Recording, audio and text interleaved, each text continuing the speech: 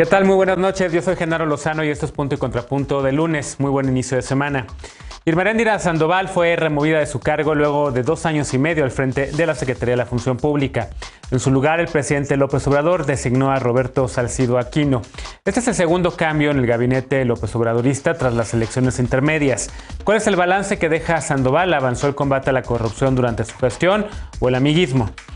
Previo a la elección del domingo 6 de junio, el Plan Nacional de Vacunación registraba números récord, incluso superando la marca de 1 millón de personas inoculadas en un solo día. Sin embargo, tras la elección, el ritmo de vacunación ha caído, pese a que el canciller Ebrard recientemente celebró que ya han llegado al país más de 50 millones de vacunas, ya que se reportan nuevas y preocupantes tendencias al alza en contagios. Veremos las opiniones de la mesa.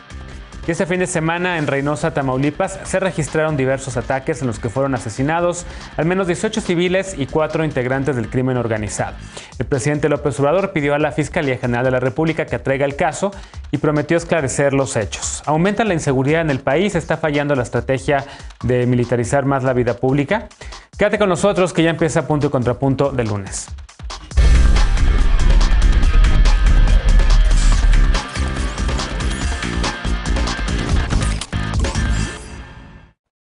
Este lunes el presidente López Obrador destituyó a la titular de la Secretaría de la Función Pública, Irma Eréndira Sandoval Ballesteros.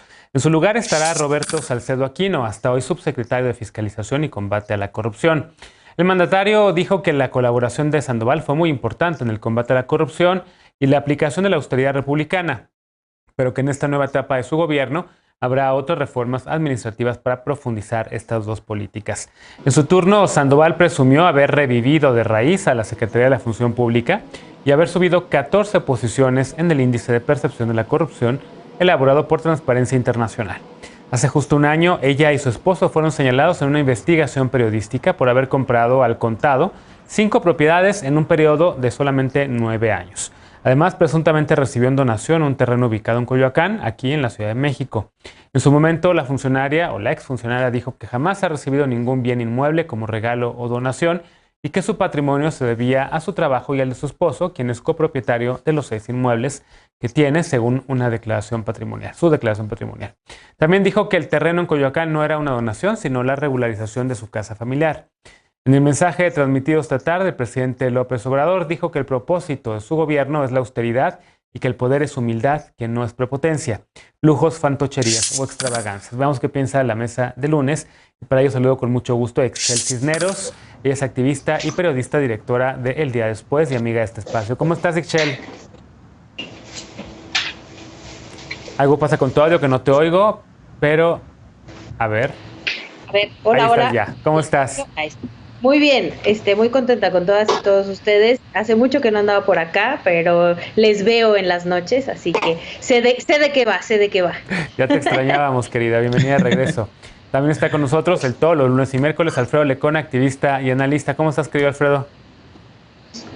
Muy bien, querido Genaro, y muy contento de tener esta mesa esta noche. Bienvenido. Ana Montaño, amiga de este espacio, también ya la conoces, feminista y activista. ¿Cómo estás? Hola, bien, contenta de estar por acá. Buenas noches a todas y a todos. Y hoy nos acompaña Adolfo Cerqueda. Él acaba de ganar recientemente la presidencia municipal en Nezahualcóyotl. Él es presidente municipal electo. ¿Cómo estás? Bienvenido. Hola, ¿qué tal? Buenas noches a todas y a todos. Integrante también del coro gay de la Ciudad de México, por cierto, también canta muy bien, pero hoy no vas a cantar, hoy vas a analizar los temas. Y a ver, empecemos con Sí, ¿por qué no? empecemos con este tema del relevo, segundo relevo que hay en menos, digamos, tras la elección que vimos hace unas semanas. El primero fue el anuncio del relevo en la Secretaría de Hacienda y Crédito Público y la propuesta del nuevo gobernador para el Banco de México. Digamos que hay un enroque ahí. Luego, ahora se confirma algo que ya venía sonando. Alfredo, empiezo contigo, la salida de Irma Eréndira Sandoval del gabinete y la sucesión, digamos, por parte de una persona que viene de la administración pública con una larga carrera, digamos, en estos temas. ¿Cómo lo ves? ¿Qué lectura le das a esta salida de Irma Eréndira y qué balance deja la ahora exsecretaria de la Función Pública? Pues que, como bien dices, ya escuchando este rumor de que se iba la secretaria Sandoval, y por lo menos sí sorprende la forma en la que se fue, porque un rumor que nunca se aclaró que hoy se confirma, a la forma en la que se le da despedida o se hacen estos enroques o los que hemos estado viendo, pues hay mucho que decir, ¿no? O sea, a veces la forma sí es fondo, y pues aquí sí hay una historia que jalar hacia atrás de cómo se fue descomponiendo quizás la relación entre no nada más Irma Eréndira, sino entre su familia con el gobierno de la Cuarta Transformación y con personas cercanas a Morena.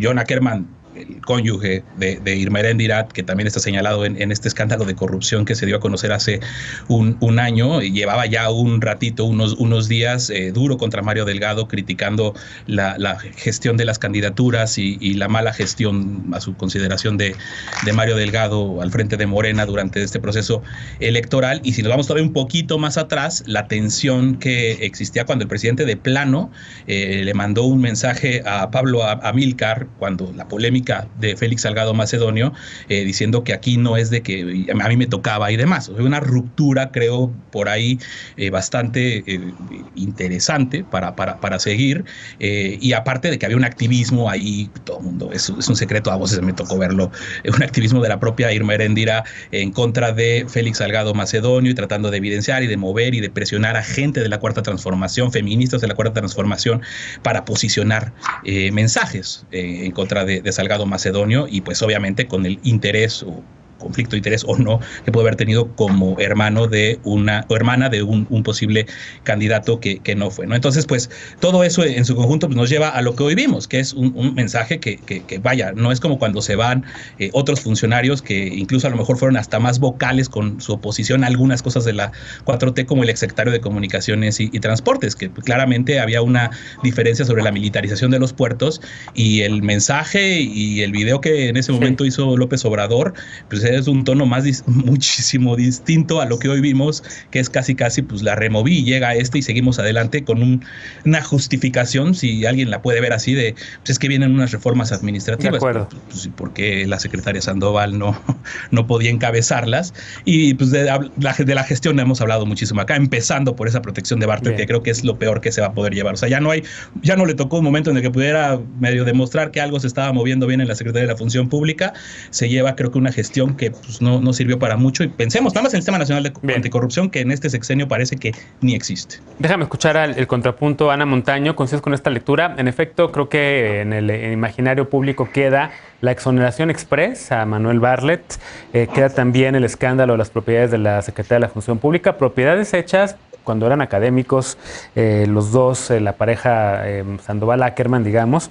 Y pues la verdad es que yo conozco muy pocos académicos, solo ellos realmente con 5 propiedades, pero bueno, digamos que esos levanta cejas de sospechosismo. ¿Cuál es el balance que ves de la Secretaría de la Función Pública y la salida? ¿Cómo la interpretas?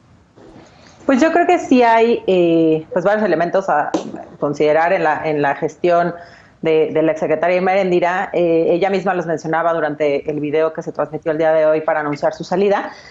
Muchos tienen que ver con este tema de la percepción de la corrupción en México. Yo me fui directamente al estudio de Transparencia Internacional para revisar los datos de manera directa, y sí hay cambios bastante sustanciales. La verdad es que de tener un 44% de percepción en el incremento de la corrupción que tuvimos teníamos el 61% en 2017 y tenemos el 44% en la última medición, que es la de 2019. Y pues bueno, en el tema del combate a la corrupción, en el sexenio anterior, en 2017, se tenía la percepción por parte de la ciudadanía de que el 24% de la población consideraba que el presidente estaba combatiendo este tema bien o muy bien, el presidente en ese entonces, Enrique Peña Nieto, y actualmente se tiene la percepción de que se hace en un 61%. Ella comentó que ese había sido el encargo del presidente, entre varios otros, incluida, por supuesto, la ley de austeridad republicana.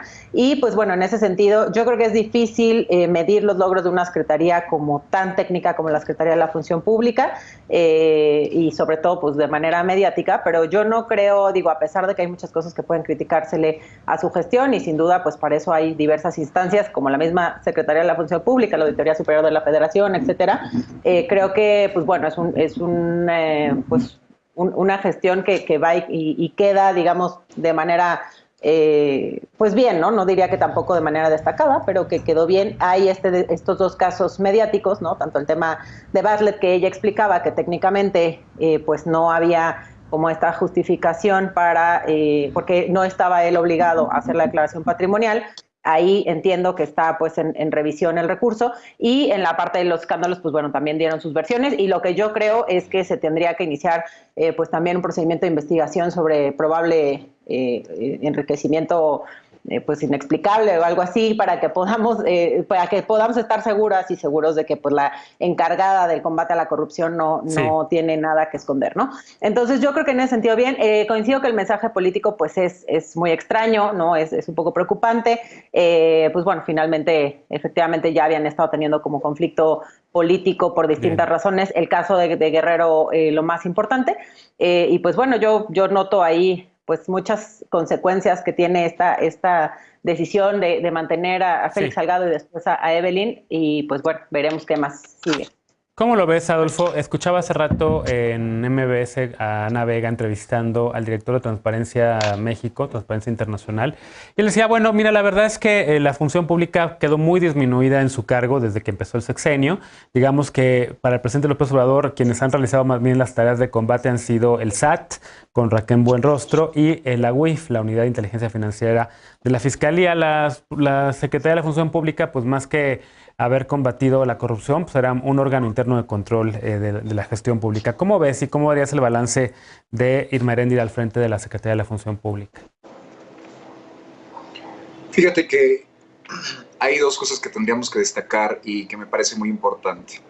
De fondo, el tener una ley aprobada dentro de los logros enlistados, que como ya bien lo sabemos, esta ley federal de austeridad republicana, yo creo que habría que ver este proceso de continuidad, que si bien es cierto va a tener un gran reto Roberto Saucedo, habría que ver ahora la aplicación que esto pueda generar en los diferentes estados de la República, y que evidentemente esto trascienda al tema municipal, porque yo creo que no debemos desligar el proceso que se lleva de rendición de cuentas en el tema federal, al tema estatal, al tema municipal. Yo creo que hay imputaciones al respecto de enriquecimiento. Sin embargo, creo que habría que esperar también las investigaciones necesarias pues de quien debiera estar también al frente de ahora esta dependencia. Yo no quiero dejar como en duda si en este momento la Secretaría pueda tener a través del nuevo titular la misma velocidad y eficacia para estar determinando procedimientos de seguimiento al respecto de quienes han antecedido en los cargos. Lo que sí creo y veo es que hay un gran reto que se tiene que ver reproducido en el tema nacional, porque creo que es una de las grandes batallas que ha estado pretendiendo dar la bien llamada o llamada cuarta transformación. Digo bien llamada porque cada quien tiene sus percepciones de lo que significa esta cuarta transformación. Creo que para poder evaluar un desempeño, el periodo me parece que fue corto, no pudiera generarse una métrica que permita identificar, porque me refiero a que la métrica tiene que ser con cuántas carpetas hay, cuántas carpetas hubo, quiénes están involucradas, quiénes están involucrados, de qué casos. Yo creo que habría que esperar con mucha expectativa el desarrollo de Roberto Saucedo, identificar la velocidad, la eficacia que se esté realizando en los diferentes procedimientos, y por otro lado yo creo que el reto va a ser fundamental en revisar la trascendencia que puedan tener estas leyes que ahora se puedan estar ejecutando, no solamente, insisto, en los estados, sino en los municipios. Sí. A mí creo que la percepción es muy clara. El primer contacto que se tiene de corrupción siempre es en el tema municipal, y de ahí se va para arriba. Es el primer impacto. De acuerdo.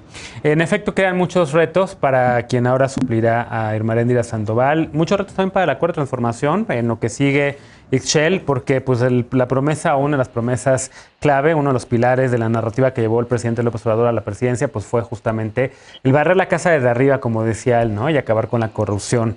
¿Cumplió con el objetivo Irma Heréndira? ¿Qué retos ves que le deja también a su sucesor? Pues mira, coincido con mis compañeros y mi compañera que ha sido poco el tiempo, pero sí hay casos claves, los cuales no podemos dejar de señalar específicamente que ella y su esposo estuvieron involucrados en un caso de denuncia, ¿no? En el cual pareciera o debería de haber una investigación más amplia sobre enriquecimiento ilícito al ser funcionarios públicos ambos, incluso cuando eran académicos también eran funcionarios públicos. Y me llama mucho la atención esto que mencionabas en tu nota, ¿no? Esta declaración de no es el trabajo que se le está dando específicamente en esa secretaría o a los funcionarios públicos tiene que ver con austeridad, con humildad, no con prepotencia, lujos, fantocherías y extravagancias. Que lo diga cuando está cambiando a una secretaria por otra, creo que por otro tiene mucho que ver. Lo que me llama mucho la atención es que los otros temas que se dieron con Irma Heréndira no fueron suficientes como para pedirle el cargo, ¿no? O pedirle su renuncia, pero sí lo es que ella se oponga a la candidatura de un personaje como Félix Salgado Macedonio en Guerrero, que es lo que parece, porque al final hay muy poca información al respecto, queda muy raro todo después del anuncio que hace hoy el presidente, y cómo también, o sea, los vínculos de la propia Irma Heréndira, con que es su hermano en Guerrero, porque uno pudiera pensar, bueno, se levantó en contra de Félix Salgado Macedonio en la Cuarta Transformación, lo cual es muchas de nosotras, las feministas, exigíamos que dentro del partido las voces femeninas lo hicieran. El problema acá era que tenía vínculos con el que era el contrincante de Félix Salgado Macedonio, entonces no era realmente el fondo de quitar a un personaje como Félix Salgado Macedonio en la candidatura y después a su hija, sino que lo que quería es que estuviera su hermano en su lugar. Entonces creo que esto es el reflejo perfecto de cómo la clase política mexicana se mueve y cómo se acomoda. Y en este momento creo que Irma Heréndira Sandoval no le es cómoda al presidente Andrés Manuel López Obrador con sus posturas ni con lo que quiere ver para adelante. Y eso incluye que al presidente le gusta que los que integran su gabinete hagan y digan lo que él quiere. Entonces también ya teníamos, como bien decían mis compañeros, la historia de cómo al final de su mandato Irma Heréndira estaba rebelándose al respecto, ¿no? O sea, porque al principio los vimos a ambos, a Irma Heréndira y a su esposo, John Ackerman, bastante alineados, ¿no? Con lo que quería el presidente para este país y la 4T. Bien, en efecto, a ver, ahí hay, si alguien quiere hacer un último comentario lo tomo, pero los presidentes, digamos, ¿quién dijo yo, perdón? Ana, ahorita voy contigo. Los presidentes siempre forman sus equipos, digamos, con personas, las secretarías de Estado, digamos, que son parte del Poder Ejecutivo, ¿no? Entonces, pues en teoría un presidente sí debería tener la posibilidad de remover de su cargo, de hecho es una de las funciones que tiene el presidente, remover de sus cargos a las secretarias y a los secretarios que de repente pues ya no van en sintonía con lo que un presidente quiere empujar para su administración, ¿no? Pues en el caso de Irma Heréndira creo que sí deja por lo menos un boquete, digamos, en la credibilidad de que si en efecto están combatiendo o no la corrupción, por el hecho de que ella dice los números que subieron en transparencia, en percepción, digamos, de anticorrupción, pero pues como yo decía, y como dice Eduardo Bojorquez, el trabajo de anticorrupción ha sido materia del SAT y la UIF, y yo no sé qué tanto de la Secretaría de la Función Pública. Finalmente, Ana, voy contigo. Sí, no, bueno, aclarar también esa parte que pues sí, evidentemente, pues no son representantes populares electos de manera autónoma, son parte de un gobierno encabezado por quien sí fue electo de manera autónoma y quien tiene toda la facultad de remover o dejar, y es evidente que, pues bueno, creo que nadie emprenderíamos un proyecto de ningún tipo si no confiamos en las personas que tenemos, asumiendo que esto sería pues el caso con Irma Heréndira, que pues bueno, no ha sido oficial el tema, pero creo que sí hay muchos elementos que nos llevan a eso. Y bueno, pues yo creo que, como decía, quizá no fue una gestión destacada, pero también creo que no es la razón por la cual pues es removida del cargo, sino es más bien por un tema político. Bien, bueno, vamos a dar seguimiento a este tema porque evidentemente ahora con la llegada de un nuevo secretario, pues habrá que ver sus nuevos equipos y demás. Estamos ya muy arriba del tiempo, Lecona, déjame hacer una pausa, regresamos con el siguiente tema, si no, no vamos a poder agotar la discusión esta noche. Hacemos una pausa y al regresar, tras lograrse récord de aplicación de hasta 1 millón de dosis de vacunaciones al día, el gobierno de México reconoció que ha disminuido el ritmo de vacunación, pero niega que sea por cuestiones electorales. ¿Hay fallas en la estrategia de vacunación o realmente hay menor abasto? Volvemos con este tema punto y contrapunto, no te vayas.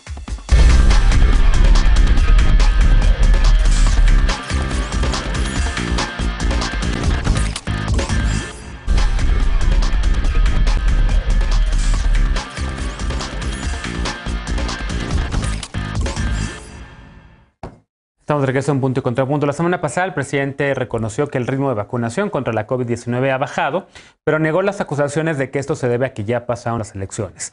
El presidente dijo que aunque se han gastado 25,000 millones de pesos en vacunas y no se debe una sola factura, han llegado menos dosis que antes del 6 de junio, cuando en un día se aplicaron hasta 1 millón de dosis. Veamos el contexto.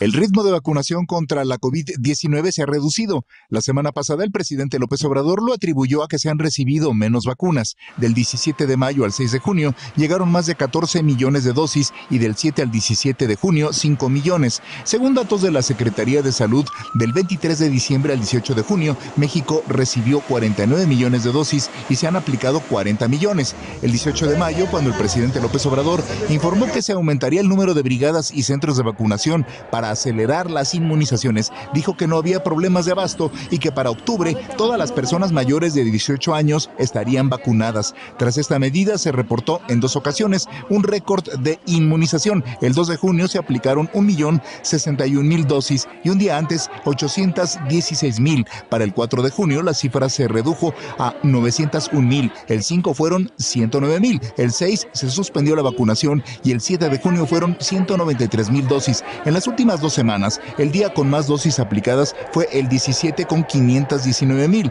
En la Ciudad de México, las autoridades reportan que el 49% de la ciudadanía ha recibido al menos una dosis, 3,601,000 personas. Desde este lunes, la capital del país volvió a semáforo amarillo. La jefa de gobierno, Claudia Sheinbaum, señaló que la ciudad sigue con niveles mínimos históricos de casos, hospitalizaciones y defunciones por COVID-19 y que no era necesario un cierre de actividades. Punto y contrapunto.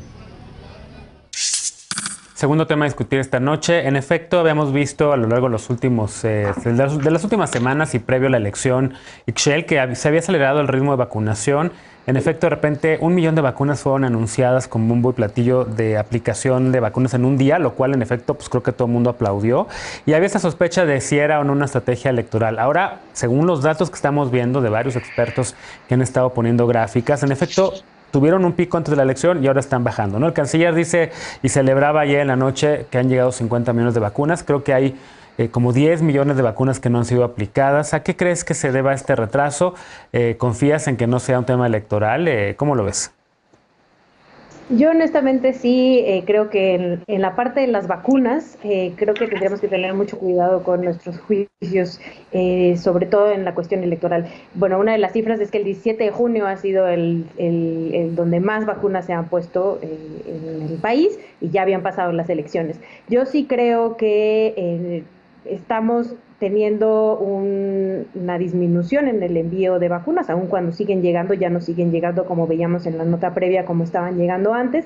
Y recordemos que sí hay 9 millones de vacunas que están todavía ahí, pero se tienen que guardar estas segundas dosis para muchas de las personas que ya les pusieron la primera. Y por ejemplo, AstraZeneca se tiene que aguantar entre 8 y 12 semanas entre una y otra. Entonces creo que tenemos que tomar en cuenta todas estas variantes antes de dar un comentario al respecto de si esto fue utilizado electoralmente.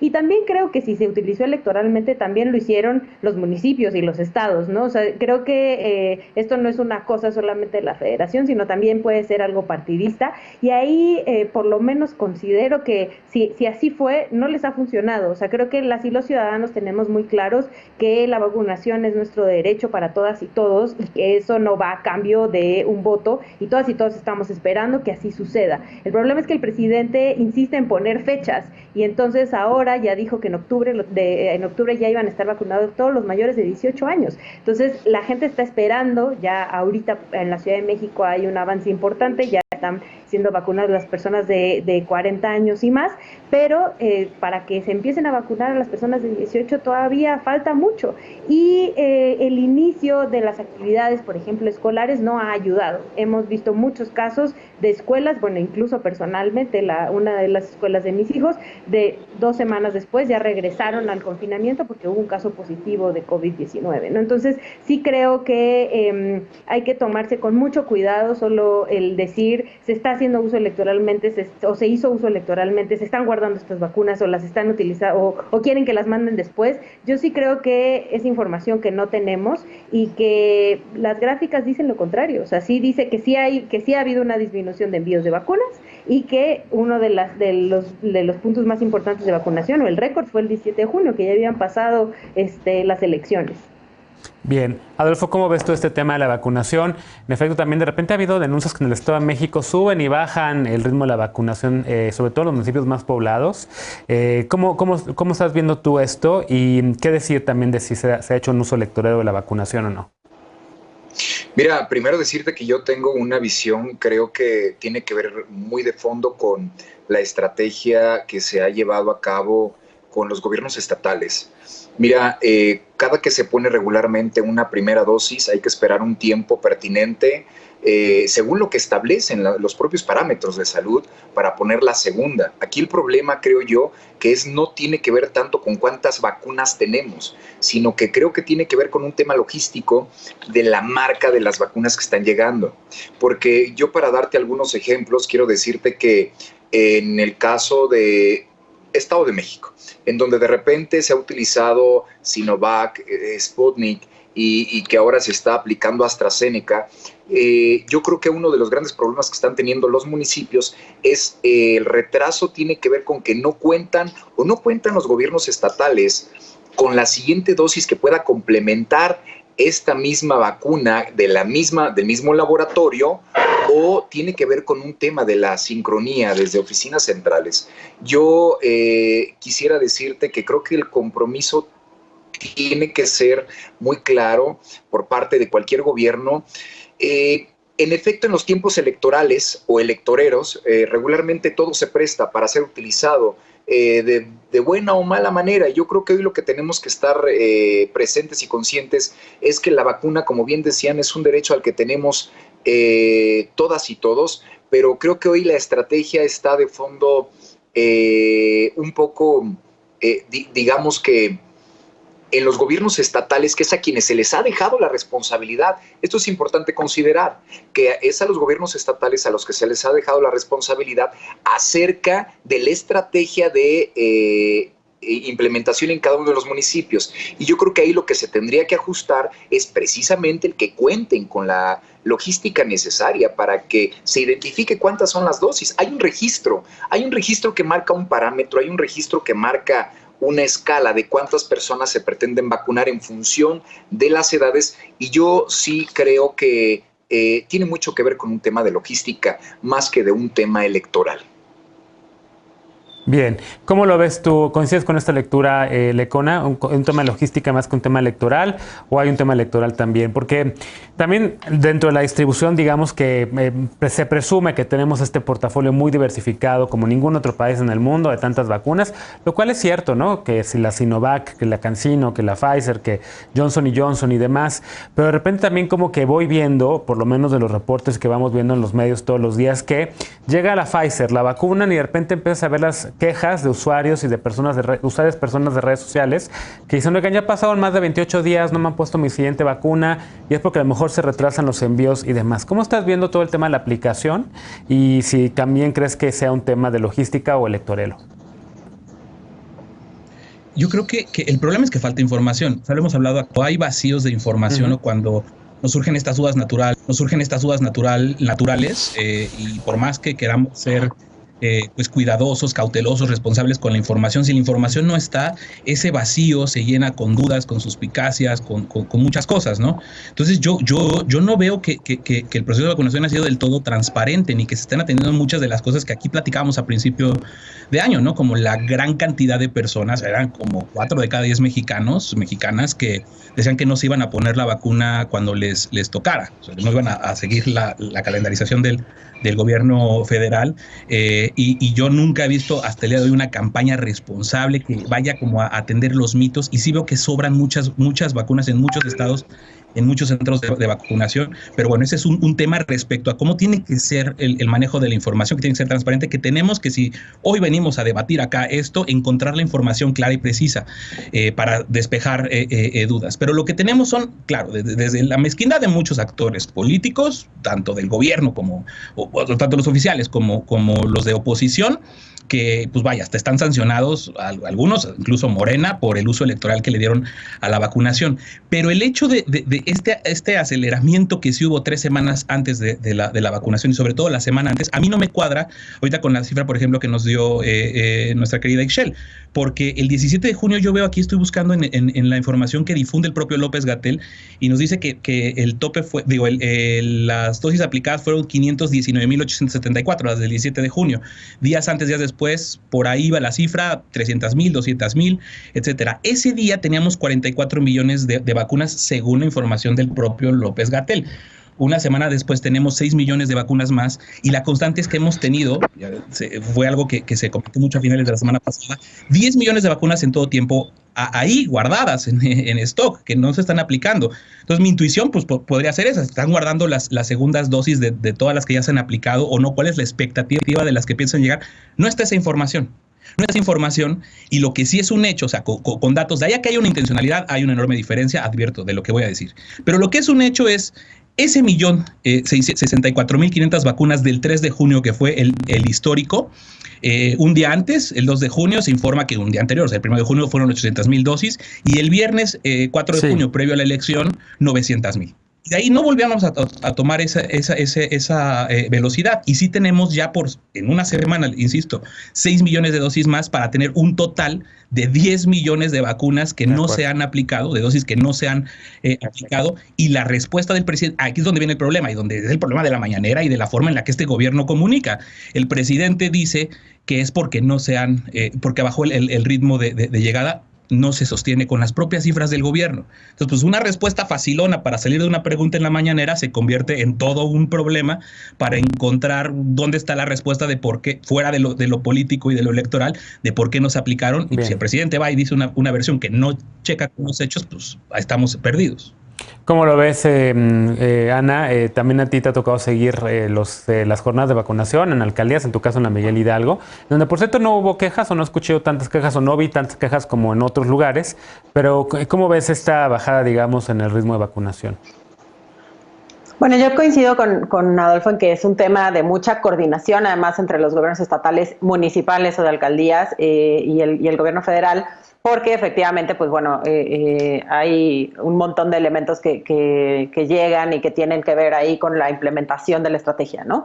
De ahí, pues bueno, las cifras que compartió el presidente en la mañanera el pasado viernes, pues creo que sostienen este argumento de que la recepción y la liberación de las vacunas, que seguramente tendrá una serie de criterios técnicos para llevarse a cabo y que sobre todo tiene que ver, como ya se mencionaba, con el hecho de que sea la misma dosis, la segunda dosis de la misma vacuna, del mismo laboratorio, pues bueno, hace que sea muy compleja esta logística. Sin embargo, yo creo que a pesar de que seguramente hay muchos elementos que mejorar y que, por cierto, pues ya muy pronto extrañamos ya las conferencias vespertinas de Gatell con este tema, por ejemplo, que sería pues muy importante que pudiera explicarlo de manera más extensa.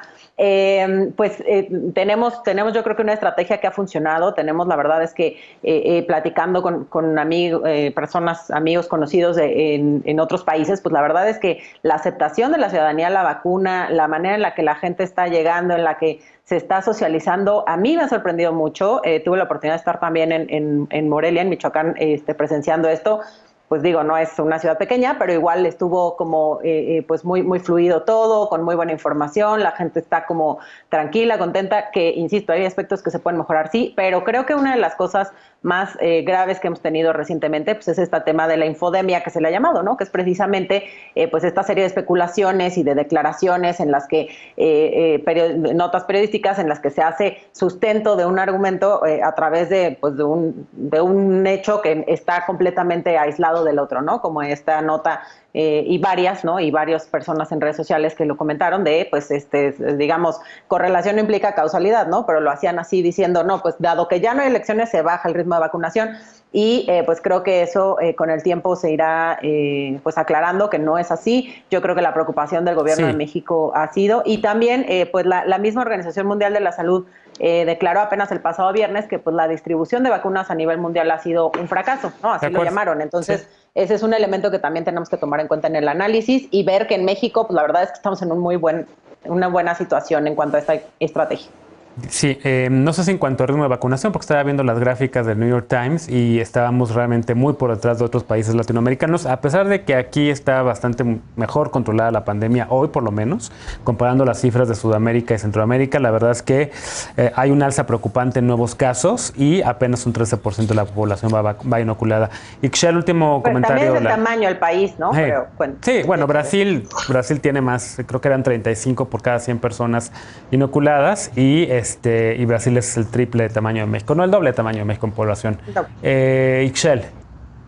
Sí, rápido. A mí, honestamente, lo que más me preocupa es justo la vacunación en los estados y en ciertos municipios, ¿no? Y lo hemos visto, como por ejemplo se dan estas vacunas de Johnson & Johnson, ¿no? Que dona el gobierno de Estados Unidos y es una marabunta de personas por horas en Tijuana formados, o sea, y es como ya tenemos meses haciendo esto, ¿cómo es posible que vuelvan a ocurrir este tipo de cosas? Vemos personas de todo tipo, personas con discapacidad haciendo fila por horas abajo del sol de Tijuana y eso sucede en muchos otros estados y en muchos otros municipios de este país, que honestamente no sucede en la Ciudad de México, pero sí hay que poner el ojo ahí, ¿no? O sea, en esos municipios donde realmente no sabemos al 100 qué está pasando, se supone, vuelvo a los temas particulares, pero a mí me tocó que mi mamá le toca en cierta sede en Sonora, llega y ya se acabaron, y es como, ¿cómo es posible? Es su segunda dosis, sabes que va a venir, ¿cómo es posible que sigan pasando estas cosas después de tantos meses en donde se está vacunando? Más allá del tema electoral, honestamente. Por cierto, todavía hoy imágenes de Tijuana, de estos centros de vacunación, ayer muy llenos y hoy de repente medio vacíos, como que alguien de Tijuana que la fiebre por la vacunación de la Johnson & Johnson les duró un día y estaba invitando a la población a que regresaran a inocularse, ¿no? Déjame hacer una pausa, regresamos con el último tema de la noche. El sábado pasado, la ciudad de Reynosa, en Tamaulipas, vivió una jornada de horror cuando hombres armados atacaron a la ciudadanía en 4 colonias. El presidente López Obrador pidió que la fiscalía atraiga el caso, mientras que el gobernador de la entidad pidió que el gobierno federal manda una señal clara a las organizaciones criminales. Regresamos con este tema punto y contrapunto, no te vayas.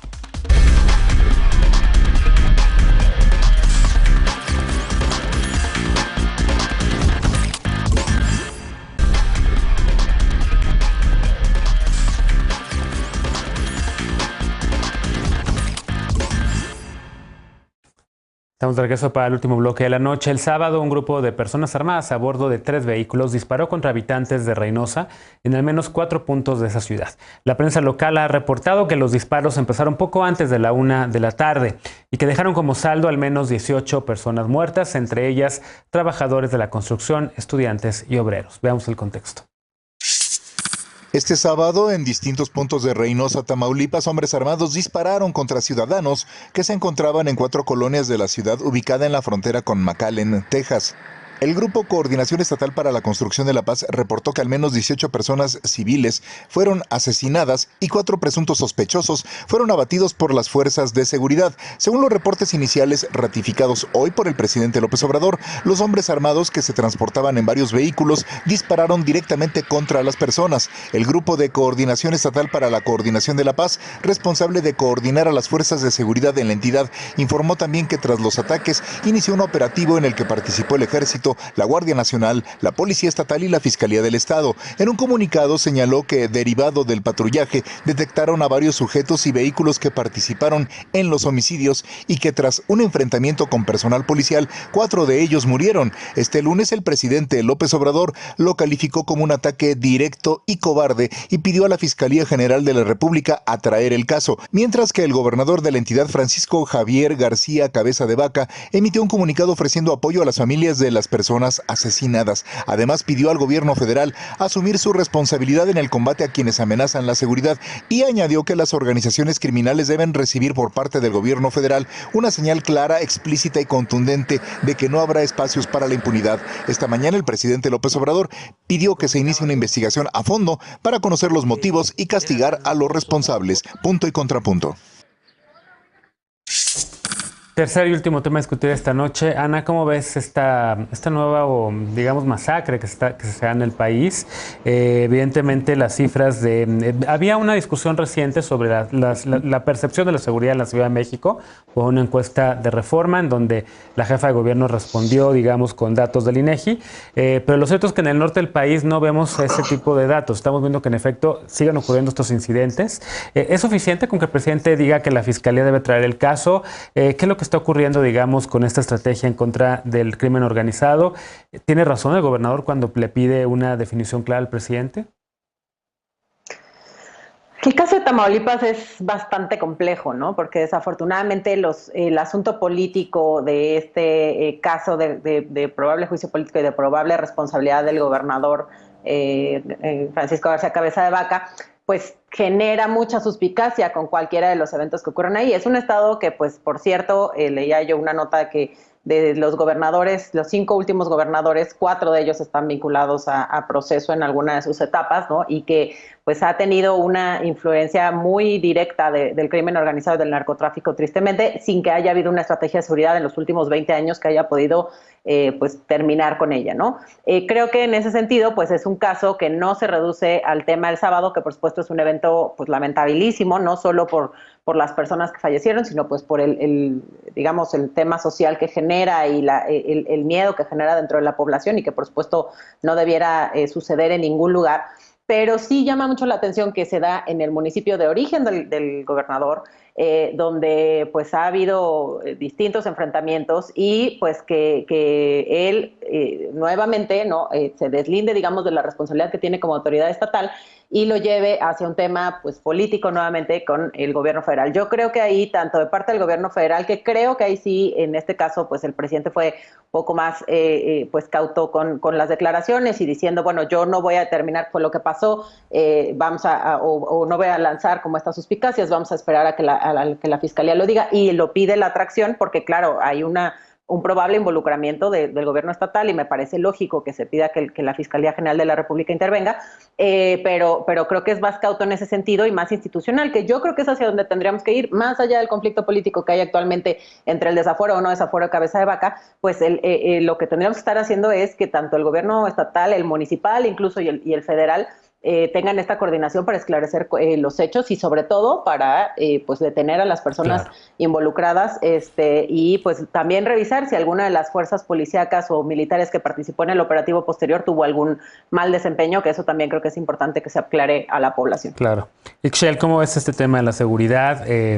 Desde el colectivo Seguridad Sin Guerra se ha denunciado una estrategia fallida, se ha denunciado una militarización que se ha profundizado en este sexenio, se ha denunciado que no está funcionando esto, que la regulación está congelada y demás. Y siguen ocurriendo estas masacres. ¿Qué es lo que va a pasar, digamos? ¿Qué es lo que aventuras que pasará en el resto del sexenio, los 3 años que le quedan al presidente López Obrador y su promesa de pacificar al país, así en general? Y luego, con este caso en específico, Reynosa, ¿es suficiente con que la Fiscalía atraiga el caso? Sí, al final este es el reflejo de una estrategia de seguridad fallida, no solo de este sexenio, sino de sexenios anteriores en los cuales hemos visto que se le ha apostado a la estrategia de seguridad militarizada, la cual es evidente que no funciona. Insisto, este es un pequeño reflejo de lo que sucede. Tamaulipas lamentablemente tiene años siendo un estado fallido y ahorita se quiere sacar raja política con la parte de García Cabeza de Vaca, pero al final de lo que se está discutiendo realmente es de la vida de personas que fueron asesinadas, en este caso 18 civiles y 4 presuntos integrantes del crimen organizado, en esta estrategia la cual solo ha traído más violencia, ¿no? Y esto no lo digo solamente yo, no lo digo en el colectivo al que pertenezco, al cual también pertenece Alfredo Lecona, que es Seguridad Sin Guerra, sino las cifras lo mencionan. Esto no se ha frenado y sobre todo en los estados del norte va en ascenso todo el tiempo la violencia en contra de la ciudadanía y le estamos apostando mucho más a esta seguridad militarizada que nos ha traído más de 80,000 personas muertas, 80,000 familias en este país que están buscando a sus personas, 80,000 personas desaparecidas, 80,000 familias que están buscando a sus personas desaparecidas en este país, más de 300,000 personas asesinadas y se quiere seguir, ¿no?, con esta estrategia la cual no funciona. Entonces nos toca señalar, pero además acompañar a las víctimas, ¿no? O sea, insisto, aquí hay 18 familias más los 4 integrantes del crimen organizado que hasta que no se les compruebe que son integrantes del crimen organizado también son 4 personas que fallecieron en este incidente, a los cuales se tiene que mantener el ojo perfectamente claro de qué fue lo que sucedió ahí y cómo fue, si es que hubo cierta intervención de la autoridad autoridad, porque además sabemos de muchísimos otros casos donde nos pintan como el típico de fue un problema entre crímenes, ¿no? Y termina siendo que la autoridad también estuvo involucrada. Entonces, por supuesto que nos toca a nosotras y a nosotros estar ahí. Adolfo, ¿cómo ves este tema? Mira, yo creo que aquí hay todavía una gran resistencia de un trabajo en equipo que se pueda llevar a cabo con la estrategia de seguridad. Y yo lo he visto mucho más marcado con algunos gobiernos, por supuesto, que provienen no del mismo proyecto del presidente Andrés Manuel López Obrador.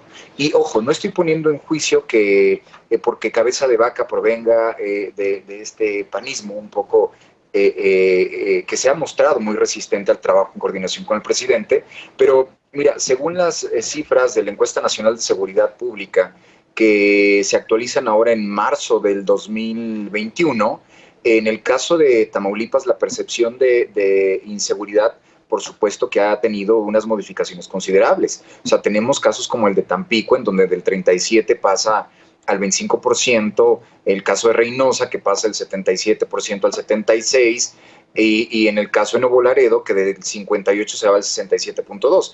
O sea, en esto logramos ver un reflejo que la política pública al respecto de la coordinación para algo que es tan importante, que es resguardar la integridad de las ciudadanas y los ciudadanos, porque ese mismo efecto que por supuesto tiene Tamaulipas, por supuesto que también lo están viviendo algunos otros estados de la República, en donde por una simple no coincidencia con un proyecto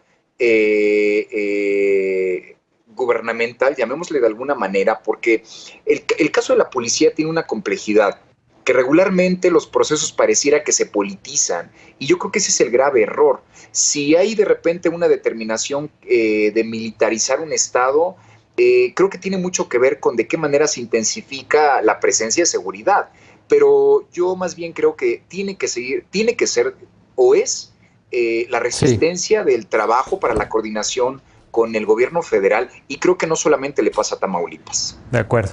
Finalmente, Alfredo, mencionaba Ixchel, el colectivo al que los tres pertenecemos, Seguridad Sin Guerra, por cierto, que ha tenido, pues prácticamente desde hace muchos años, ha insistido en que la ruta de militarizar la seguridad pública no es la salida digamos, a la violencia que estamos viviendo.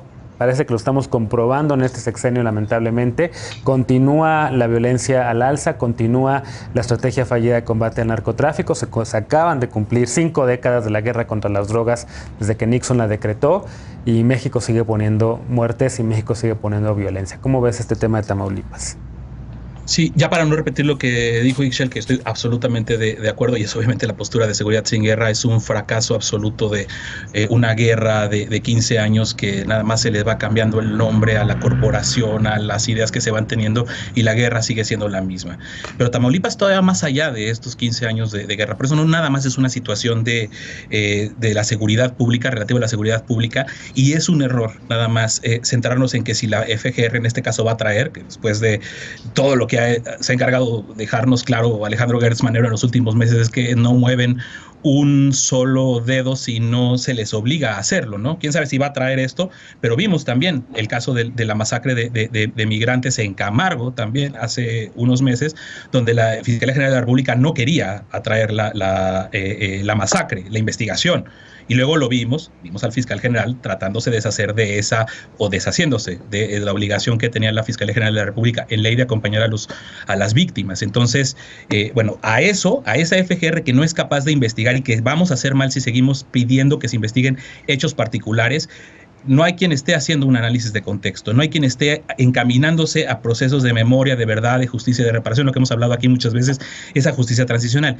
Y déjame conectar esto con la consulta popular, que es un proceso del que todos deberíamos estar hablando, en el que debería haber una pedagogía sobre lo que ha provocado las masacres en nuestro país en los últimos sexenios, en los últimos años, y en este también, por supuesto, para investigar las amplísimas responsabilidades que pueden tener no nada más los políticos, sino los criminales, sino los grupos de delincuencia organizada y demás. Pero bueno, aquí el presidente y el grupo de panfleteros que está haciendo esta invitación para votar por expresidentes, pues nos está llevando a un lugar equivocado. Hay que analizar el contexto, y Tamaulipas nos lleva a una historia de 60 años atrás.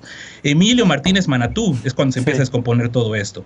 Ese hombre de toda la confianza de Díaz Ordaz, que perdió ante Echeverría, luego llegó a la gubernatura de Tamaulipas, apadrinando a Juan N. Guerra, Juan Nepomuceno Guerra, ¿no? Al fundador del cártel del Golfo, que pues es el padrino de prácticamente toda la criminalidad organizada que hoy tenemos. Y de ahí nos explicamos, somos un Tomás Yarrington, como decía ahorita o hace un rato Ana, los últimos 4 gobernadores bajo sospecha, 5 gobernadores bajo investigaciones o sospechas. Yarrington, Eugenio Hernández, preso entre 2005 y 2010, fue gobernador, Egidio Torre Cantú entre 2011 y 2016, y ahora el caso de Cabeza de Vaca. O sea, debemos de dejar de pensar en casos aislados, en que las responsabilidades son nada más de estos buenas y demás, y ver toda esa historia de descomposición para poder hacer investigaciones complejas que desmantelen el fenómeno criminal o los fenómenos criminales que se desarrollan en un estado, y no nada más hechos concretos, porque si no, así se nos va a ir toda la vida, como se nos han ido todos los sexenios y todas las oportunidades. No nada más es un tema de la seguridad, es un tema de la justicia que no esclarece por qué estas redes macrocriminales siguen funcionando en nuestro país. Bueno, pues lamentablemente se acabó el tiempo del programa de hoy, ya no me da tiempo para otro comentario. Déjame hacer una pausa y regresamos para despedirnos de las y los panelistas de esta noche, y con la paparrucha, no te vayas.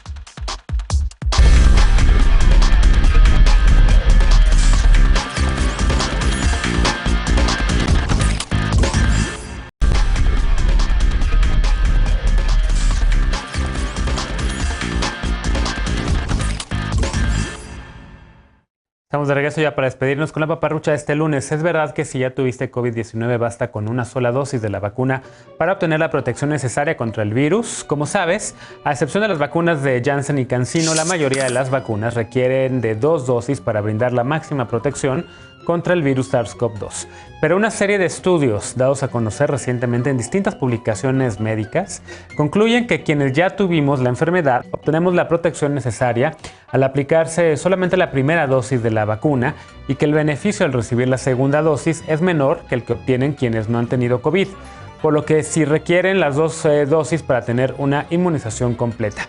Con base en estos estudios, en España, Francia, Italia y Alemania, autoridades sanitarias ya están recomendando que las personas que ya tuvieron COVID-19 reciban solamente una dosis de vacuna, aunque esto es solamente una recomendación.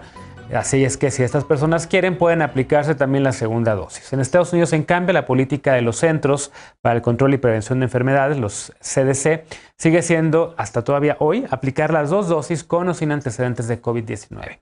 Lo mismo está sucediendo aquí en México, así que hayas tenido o no esta enfermedad, acude a vacunarte cuando te toque, y por supuesto no olvides seguir con las medidas de protección que ya conoces. Lávate las manos bien y con frecuencia, mantén la sana distancia.